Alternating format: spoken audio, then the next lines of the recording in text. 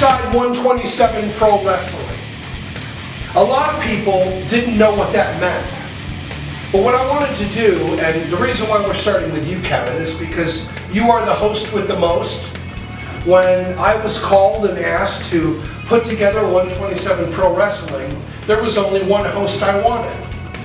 Thank you. That's very kind of you to actually think of that. But do you know why? Why? I do want to know why. Because you do a great job. The fans love you. You're reliable. Yes, you go through problems. Yes, you go through issues. We all do. But when you look at these 8x10s, to be able to have these logos on your 8x10s, man, Impact Wrestling, All Elite Wrestling, Ring of Honor, the New Japan Pro Wrestling, Sunday Morning Slam, WrestleTopia, New South, UCW, and of course, 127 Pro Wrestling. Tell me, how long has it taken you to build up these credentials? I've been in professional wrestling for 6.5 years at this point, and it's not until the past, I'd say 2.5, that I've been able to get a lot of the opportunities I've had. And I think that just comes with the networking and honestly, the good reputation that I've created and built over the past 4 to lead over to the past 2.5. And it's been a wonderful ride.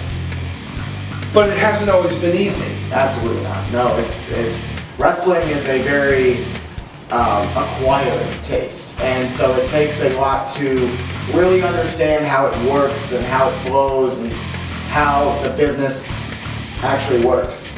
So I've been able to be lucky enough to be surrounded by some really educated people and some really driven people that have actually put a lot of their time and investment into helping build me.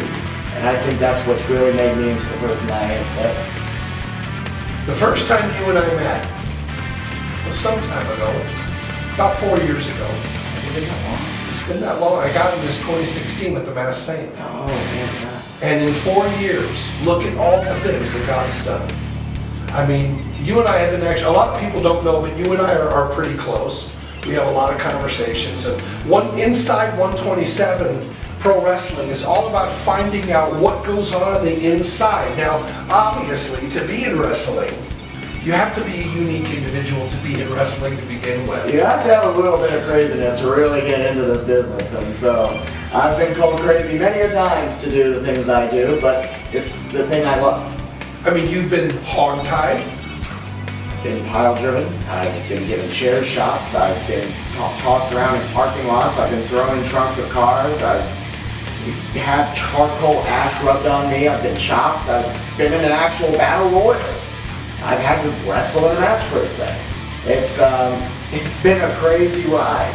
And recently, you've had this experience. There we go. I mean, if this is not the best thing you can imagine, this happened to be a WrestleCade weekend. Yeah. I mean, he gets to go, first of all, it's not fair that these workers get to go to AEW, they get to work these shows, while us promoters, we never get invited to any of it, but you're always rubbing shoulders with the best of the best. And let me ask you, when did you first start watching wrestling?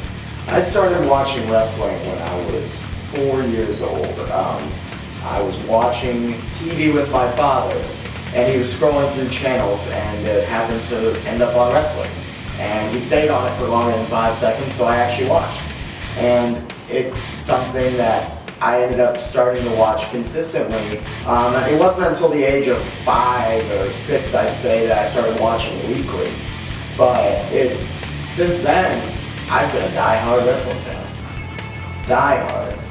Now, where'd you grow up at? I grew up in a smaller community of Nashville called Antioch. Went to school at Union Elementary and then went to Margaret Allen Middle and graduated at Antioch High School. Education-wise, I was a really top-tier student, I'd like to think.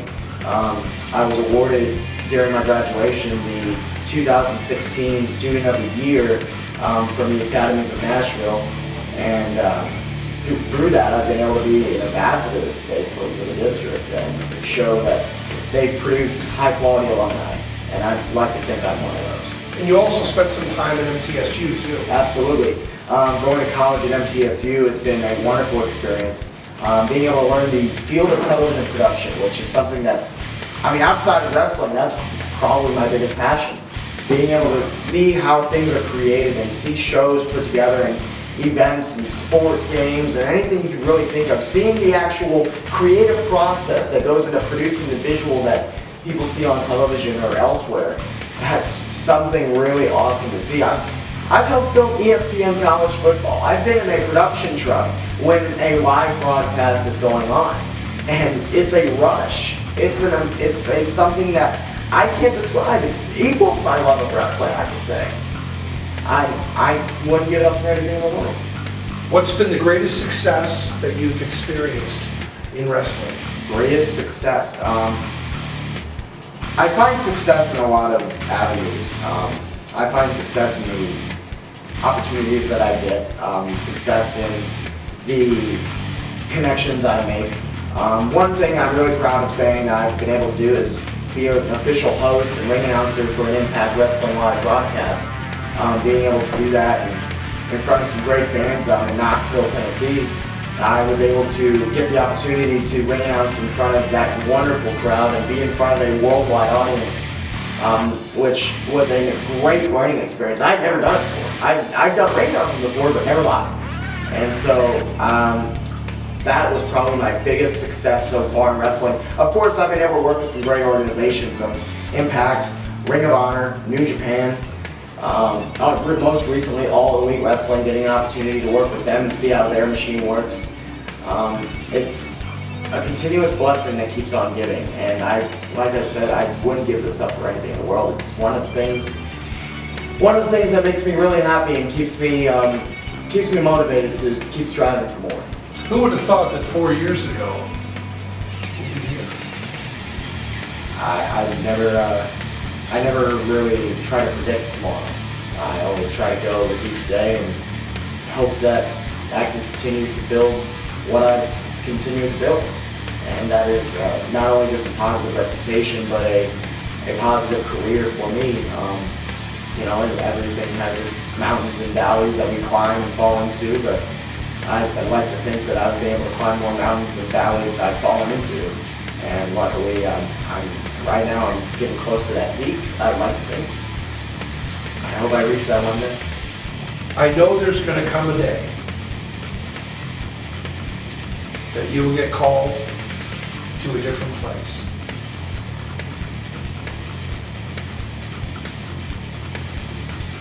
That will suck. But I've always believed in you. When I called you to be a part of this, I knew you were going to come through. And even with all the crap and all the rumors and all the junk on Facebook, it never stopped me because God said to me, do this. Trust me. Use Him. And you'll see what He can do. There were no guarantees. But there will come a day that you will move on. And my final question for you is this. What's the first thing you thought of when I told you what we were going to do in Grimsley, Tennessee? The first thought, I'm like, what? First off, a Thursday night wrestling show I've never done before. So that was a real first for me, a Thursday night show. And then, Grimsley, Tennessee, I'm looking at the distance from Nashville. I'm like, oh my goodness, this is going to be a haul every week. But my final first thought that I had was this is going to be an amazing opportunity. An amazing opportunity to connect with a new fan base I've never been able to connect to before. But you never even saw the building or anything. I never had. I went in with an open mind and just, let's do this. And I think that's the way I've lived my entire life, I'd like to think. I don't, like I said, I don't try to predict tomorrow. I try to just live each day to the best of my ability. And I don't know if I've really, I guess you could say, found my true calling in this business. I'd like to think that I could get hired for anything in this business at this point. But I still have a lot of learning to do. A lot of learning, a lot of building. You never stop learning. And I just hope one day that all the hard work and all the miles and all the stresses and tears and happiness and everything that I've gone through, I can only hope that it pays off in the future. Like I said, I've been blessed with some really great opportunities, and I'd like to think that those opportunities will continue. If you look into the camera, please, there's somebody who's watching this right now who's new to the wrestling industry. Maybe they're a host. What advice or what words would you give them at this time? First off, if you're a host, always have your water with you. But in all honesty, if you ever want to be in the industry of professional wrestling, or anything really in life, never let anyone tell you that you can't follow your dreams. Never let anyone tell you that you're not able to do that. Never let anyone tell you that you can't do it. I was told plenty of times I don't belong in this business. I've been told plenty of times that I should just go do something else. But I continued to stick to my passion. I continued to stick to my gut feeling. My gut feeling was that hopefully my dream striving wouldn't leave me hanging, and it hasn't yet. And I'm telling you right now, if you have that dream of pursuing this business or pursuing anything in life, then by God, go after it. And with God, you will succeed. My friends, that's Inside 127 Pro Wrestling. And I couldn't have said it better myself. Thank you, Barry. Thank you, Bob. Until next time.